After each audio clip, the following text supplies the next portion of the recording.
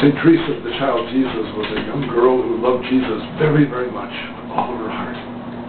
But she wanted to give herself to Jesus and was called to become a Carmelite nun, a nun who went to a convent and lived with other people and dedicated herself to deep times of private prayer and public prayer, all in the desire to be more and more intimate with Jesus in her life, leaving the things of the world to concentrate just on prayer.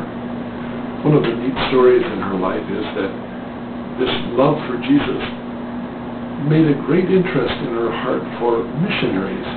She used to write to missionaries and tried to get involved with what they were doing through prayer, but her heart burned with the desire to join them, to leave the confines of this convent where just a few women were together, again, spending so much time in prayer, working together and praying together. She wanted to get out and preach the gospel. And she found the frustration of living with older nuns who would sit next to her and jangle the rosary on the wood of the pew in which they sat, and then her nerves would go crazy, and she said, what am I doing here, trying to love Jesus, and yet the only challenge I have is listening to this nun clinging a rosary on the wood of the pew in front of us. One day, in her frustration of not being able to go out and be a great missionary, she was walking along the corridor.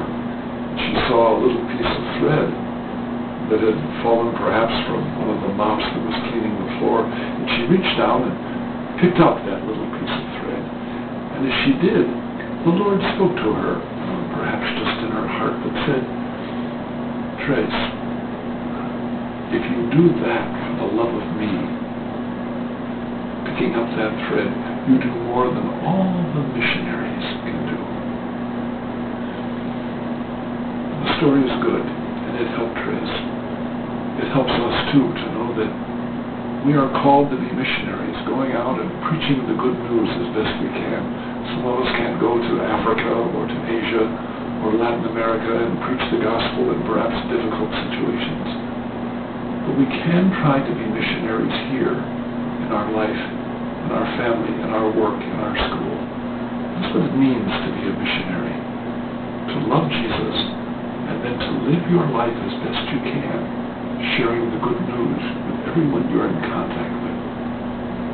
Today, when we think of Therese and her beautiful love of Jesus, let's remember also the little way that she had, doing well everything that we do and knowing that God can magnify that love in a great way to bring salvation and change to the world.